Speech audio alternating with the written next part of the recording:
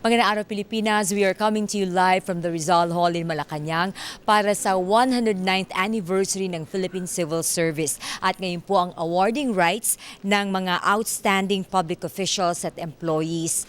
At ipinagdiriwang natin ngayong September, ito nga ang anibersaryo ng Civil Service Commission. At ito ay napakahalagang okasyon para sa mga bansang may tinatayang 1.4 million civil servants. Ang selebrasyon ngayon ay may temang honoring our heroes in republic service. Ibig sabihin, responsible, ethical public servants with vision, impact, commitment, and excellence. Itong ibibigay po na awards ay Dangal ng Bayan, Lingkod Bayan, at PAG-ASA Award. Taon-taon may mga pinaparangalang tayong empleyado ng pamahalaan at ito na nga ang ika-50 taon ng Honor Awards Program na binubuo ng Lingkod Bayan Award, Dangal ng Bayan Award at PAG-ASA Award.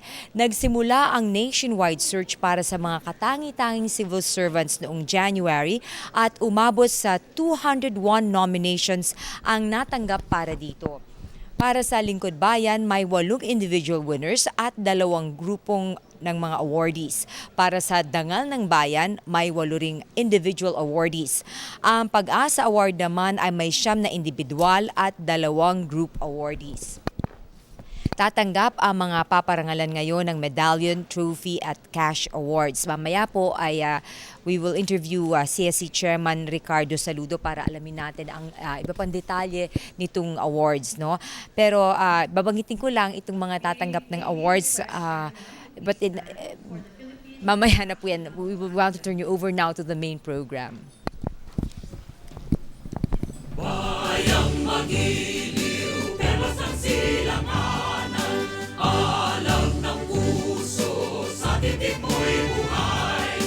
Lupang hinirang, duyan ka ng magiting, sa manlulupit, di ka masisingil, sa dagat at bundok, sa simoy at sa langit mong baka, may nilang ang tula at awit sa paglayang minamahal. Ang kisap ng watawat mo'y tagumpay na nagdidinig, ang bituin at araw niya kailan pang may magdidilim. Lupa ng araw ng warangit pagsika, buhay ay langit sa piling mo. Aming ligaya na pag may mga apit, ang mamatay ng dahil sa'yo. Let us all be seated.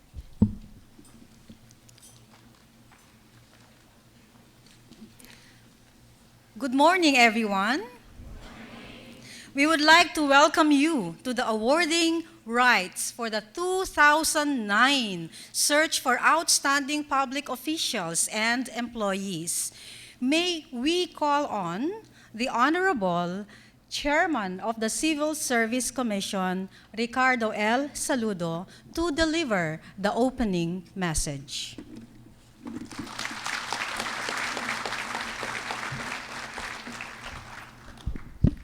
Thank you, Director Agmata, and good morning to you all. Good morning, and thank you to our host, the Office of the President, represented here by Executive Secretary Eduardo Ermita, who of course is also representing President Gloria Macapagal Arroyo, who is abroad.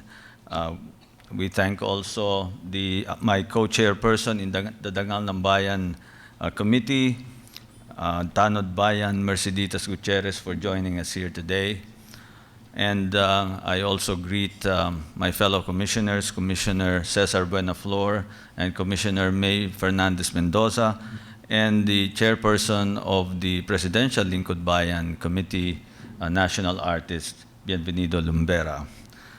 Greetings also to all the dignitaries here, especially members of the Diplomatic Corps, our top officials in government, and my fellow public servants, ladies and gentlemen.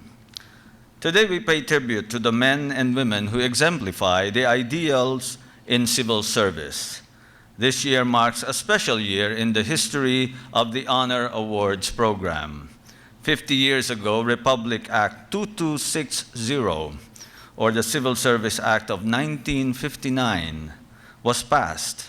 Among its salient provisions was the establishment by the Civil Service Commission of a government-wide employee suggestions and incentive award system, which is now the Honor Awards Program. For the past 50 years, over 400 state workers and officials with diverse occupations, leanings, and orientation, and who come from different parts of the country, have been conferred the awards. One common thread binds them all. They exemplify to an outstanding degree the tenets of excellent government work, which we now encapsulate in our theme for the 109th anniversary of the Philippine Civil Service. The theme is Republic Service, which stands for responsive, ethical public servants with vision, impact, commitment, and excellence. As their example,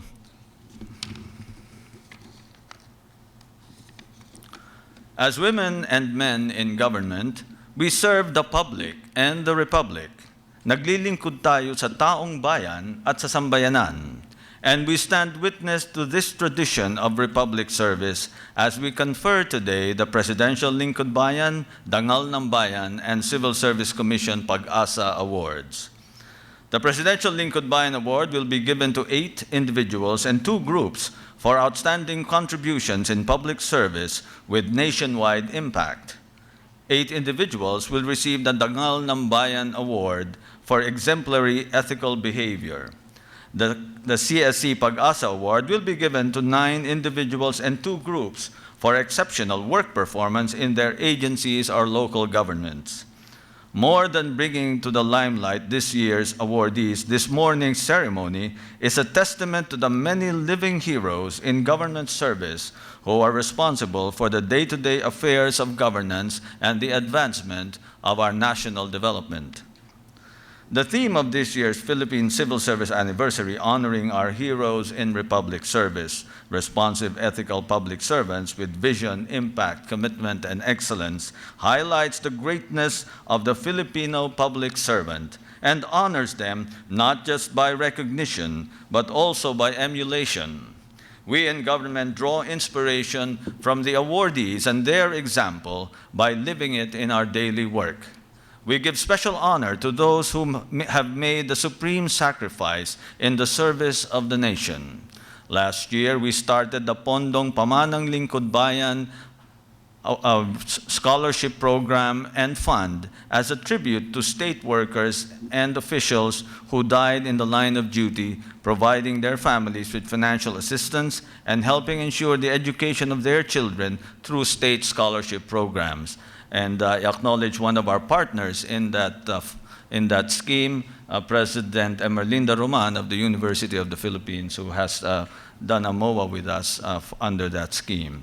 We acknowledge the assistance rendered by other private and public organizations in this endeavor, including the President's contribution of 1 million from her President's Social Fund.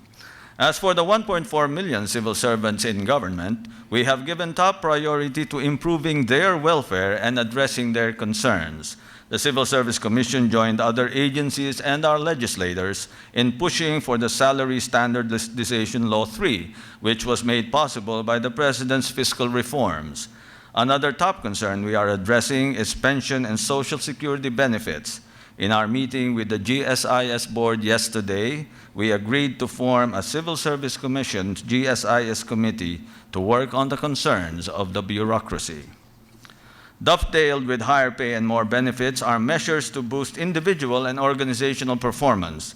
The implementation of the Anti-Red Tape Act is in full swing.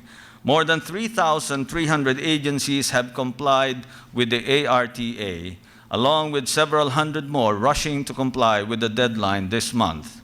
In addition, 4 out of 5 local government units have also put up citizens' charters, help desks, and anti-fixer materials, according to the report of the Department of Interior and Local Government. I'll digress a bit from my speech just to give you a picture exactly what impact this is having on public service. That putting together the national government agencies and the LGUs that have complied with the Anti-Red Tape Act, we are counting something like 5,000 offices, agencies, units all over the country that now have their frontline services posted in their offices, help desks to assist the public, and signs as well as programs to fight people who are trying to fix and profit from inefficiencies in government. Assuming that each of these 5,000 entities services about 100 people a day on average, that is 500,000 people a week times 52 weeks, 52 weeks a year, that is 125 million transactions that are assisted. That is a huge boost to our public service, and we are proud in the government, and especially here in the Civil Service Commission, that we have done what our legislators have asked us to do and really pushed this program to full implementation within the one-year deadline stipulated in the law. Let me continue. The next step in this implementation of the ARTA is to conduct report card surveys, also mandated by the law, to test that the anti-red tape measures are being followed and to recommend further improvements as well as sanctions and rewards for government personnel and units depending on their compliance with service standards outlined in their citizens' charters. And that task is not just the CSC or the government agencies alone, but of everyone in society. The report card survey will be done by the Commission in consultation with the constituencies served by these officers, because it's those constituencies that can tell us if there's something wrong, if the procedures are not being followed. So we are working with the private sector, the media, civic organizations, the academe, everybody and anybody who transacts business with government and who want to help, to have a stake in improving the service we render to our people. Again, a digression, you might have read yesterday this article about the LTO having some delays in processing of licenses. As I said, part of our report card survey is to make, the LTO already has a citizens charter, they've already complied. But since that report, we've asked our regional assistant commissioner for NCR to check with the LTO, and they are addressing the problem that was reported in the papers. With these and other measures, the Civil Service Commission and other agencies and LGUs are advancing all across the civil service. And we expect more and more public servants and agencies to be nominated for our honor awards, whose winners we will now give recognition to. Before we bestow their awards, allow me on behalf of the Commission to thank the 2008 Lingkod Bayan and the PAG-ASA Awards Committee, composed of national artist Bienvenido Lumbera, who is Professor Emeritus at the University of the Philippines, Chairman of the committee, Mr. Miguel Mike Enriquez, whom you know from his newscast on DZBB and GMA7, President of Radio GMA, Vice Chair of the committee, committee members, Commissioner Cesar Buenaflor of the Civil Service Commission, Sunny B. Coloma, Professor at the Asian Institute of Management, and Jeril Santos, Chief of Presidential Protocol at the Office of the President. We also express our deep appreciation to the 2009 Dangal ng Bayan Committee, including Ombudsman Maria Mercedes Gutierrez, my fellow co-chair on the committee, as well as Dangal Committee members, Commission on Audit Chairman Reynaldo Villar, Office of the President, Deputy Executive Secretary Alberto Bernardo, Commissioner Manuel Huberto Gaite of the Securities and Exchange Commission as members. The search for bureaucracy's best need not be a tedious process separating the chaff from the grain. Guided by these tenets, identifying the bureaucracy's best should be an awe-inspiring activity of selecting the very best among the best performing in our government. And we shall begin hearing their noble achievements as we now honor this year's heroes, this year's Lingkod Bayanis. Inspired by their example, the Filipino public servant will undoubtedly continue rising toward our ideal of republic service, responsive, ethical public servants with vision, impact, commitment, and excellence. Mabuhay ang Lingkod Bayang Pilipino. Thank you.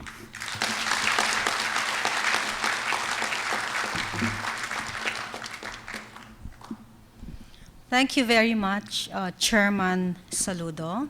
We shall now proceed with the conferment of the awards.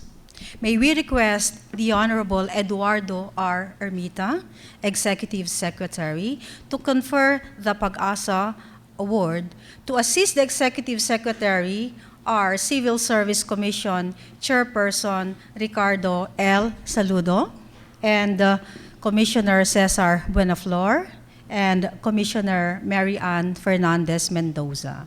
The CSC PAG-ASA awardees will receive a gold gilded medallion, a plaque containing the citation signed by the chairman of the Civil Service Commission, and a cash prize of 50,000 pesos.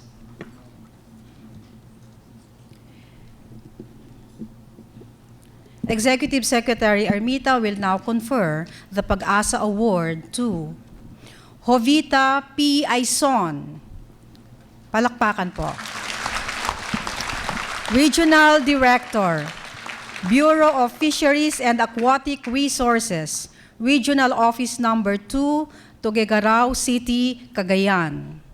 For courageously safeguarding the waters of Region 2 against poaching and illegal fishing.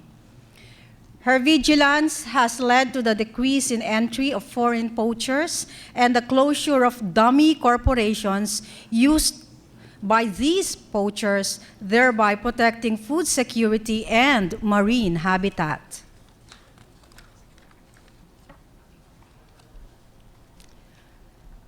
The next awardee is Romeo P. Calara, General Manager, Angeles City Water District, Angeles City, Pampanga, for his dedication in providing clean, safe, and potable water to the residents of Angeles City. As General Manager of the Angeles City Water District, or ACWD, he spearheaded the installation of the ACWD Water Laboratory, the first water laboratory in Central Luzon, and only one of the 10 water laboratories among the water districts in the Philippines. Next is Michael V. Fariñas, Mayor, City Government of Lawag, Ilocos Norte, for his progressive and leadership and vision for Lawag to be the metropolitan center in the north. He secured Lawag's economic growth and development by improving the city's efficiency in frontline services, disseminating information on the status of implemented projects for transparency and accountability, setting up complaints desk, and placing community assistance centers for decentralization of emergency services. Next is Eduardo L. Guevara, Social Welfare Officer 3, Department of Social Welfare and Development, Iloilo City, for his outstanding work as a Regional Youth Development Officer and focal person of the Youth Development Program in Region 6, harnessing the said sector's potentials through programs that promote their spiritual, economic, physical, psychological, cultural, and social maturity.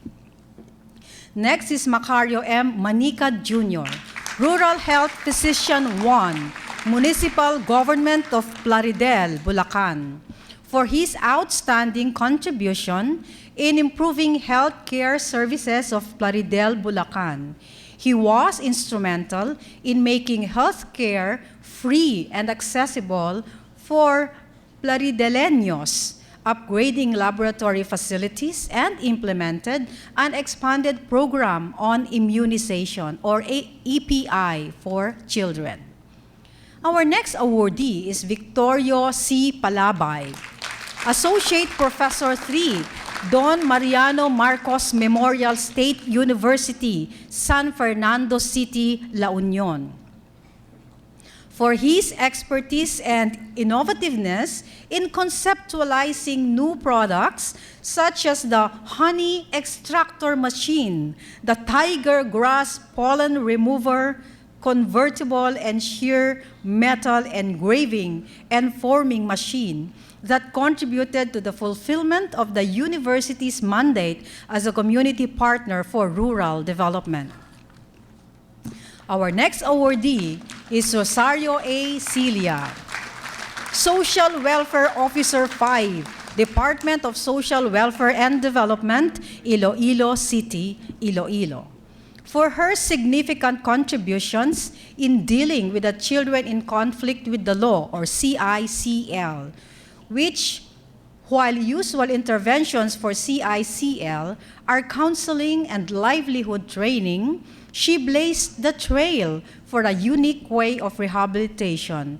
Engaging CICL in agritourism, she introduced programs and reforms that improved the living conditions of the center's residents and tirelessly coordinated with government and non-government groups to upgrade the center's facilities. Our next awardee is Luz A. Taposo, Professor 2, University of Southern Mindanao, Cabacan, North Cotabato, for her commitment and dedication to service, initiating projects that go beyond the four walls of the classroom and rebuilding communities affected by hostilities. Traveling to far-flung barangays in North Cotabato, she provided basic literacy programs for young Manobos, Bilaans, Bagobos, and Tidurays, and helped preserve the music, arts, and culture of indigenous people by setting up the School of Living Tradition for Kulamenen Manobos, where young children were taught the songs and dances of their ancestors. Our next awardee is Sandy R. Terania, who will be represented by his wife, Rowena. Sandy R. Terania is a technical sergeant, avionic communication technician, Philippine Air Force, Villamor Air Base in Pasay City. Technical Sergeant Terania is part of the peacekeeping mission in Liberia at this very moment. For his commitment to duty, efficiently maintaining avionic communications and navigation equipment essential in airstrike operations. With his expertise in aircraft electronics, he made possible swift but careful inspection of aircraft critical in aerial reconnaissance missions, enabling ground troops to pilot their offensive with ease and accuracy. Next, we have a group awardee, the Agricultural Training Institute, International Training Center on Pig Husbandry, or ATI-ITCPH, Department of Agriculture, Lipa City, Batangas. To receive the award for ATI-ITCPH is Director Alexander C. Castillo.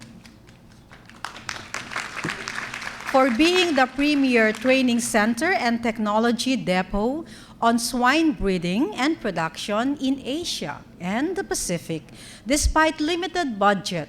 Guided by the principle learning by doing, the center offers training courses in techno-demo facilities so that the farmers can achieve maximum profitability. The members are, we have, of course, Director Alexander C. Castillo, Ruth M. Sonaco, Mariques A. Sison, Editha E. Kabilitazan, Liberty O. Insyong, Juancho M. Belena, Leonardo P. Bulos, Norlita C. Encandor, Ami G. Eguia, Ramilio Lorenzo U. Ostil, George R. Sison, Elmer R. Sabadera, Francisco R. Ramos, Aniceto A. Lipa, Joselito V. Lipa, Graciela B. Danza, Mona Lisa C. Haudal, Vilma M. Avante, Filipina N. Nava, Noemi M. Testico, Freddy L. Dineros, Alex C. Pasha, Bayani S. Ramos, and Rosalinda Minerva G. Barrios.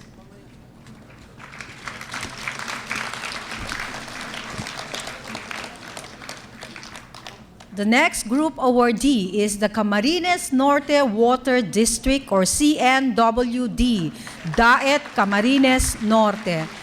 Ms. Maria Antonia B. Fe, BOMA, General Manager, will receive the award for the Camarines Norte Water District for their dedication and commitment in implementing mass socialized water supply programs which served as models for other water districts and which has brought water to thousands of poor families in isolated, inland, difficult to reach, and inaccessible areas. The members are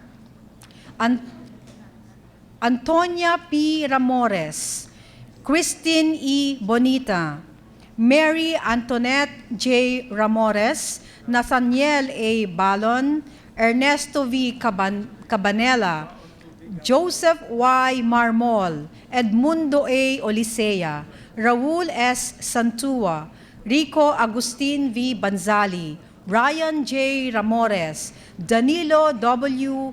Rojo, Job R. Altamirano, Honesto R. Sol, Siriaco V. Argiles, Deo Volante A. Santos, Pabian L. Magana, Anita C. Badaguas, Erlinda A. Magana, Danilo R. Heraldo, David B. Cabanela, David G. Pajarillo, Joel G. Co, Jean A. Magana, Jenya A. Navales, Nena B. De Leon, Angelina A. Casula, Yolanda B. Malubay, Francia C. Oco, Mario P. Tala, Ray Mundo A. Panotes Jr., Fe M. De Mesa, Sheila I. Raro, George P. Lazaro, Minerva A. Asis, Francisco Juan P. Velez, Maria Leonora B. Reyes, Josephine A. Fernandez, Romulo A. Rosales, Melita B. Estrellado, Arnie B. Serrano, Erickson B. Tatel, Marilu C. Weber, Simeon Vladimir M. Parale, Nilda G. Nara, Joseph D. Ferrer, Jenny G. Altamirano, Edwin R. Rait, and Gregorio S. Dating. Congratulations to the 2009 CSC PAG-ASA awardees.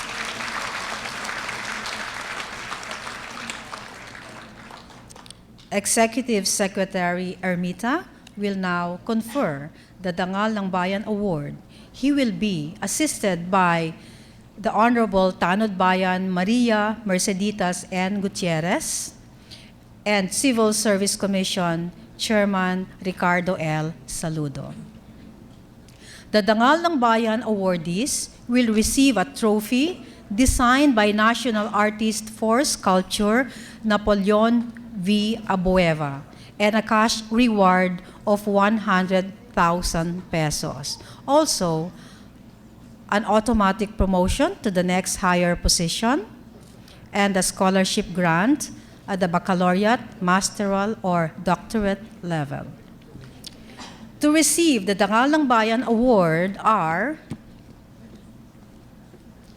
Lourdes S. Bansuelo, Police Senior Inspector, Philippine National Police, Iloilo City Police Office, Iloilo City, Iloilo Province, for her commitment in promoting peace and order in the community and for initiating and implementing several community projects and programs for the out-of-school youth and malnourished children. She played a major role in the decline of criminal activity in Iloilo City through the arrest of several notorious criminals. Our next awardee is Alma O. Kanama, University Research Associate 1, University of the Philippines, Los Baños, Laguna. For her bravery and dedication, risking her life to save years' worth of research data and expensive molecular genetics equipment when Typhoon Milenio hit Laguna in 2006. Despite the waist-high flood, she managed to bring important files, computers, and equipment to a safe area. Her heroic efforts resulted in the continuance of the ongoing researches and the renewal of foreign funds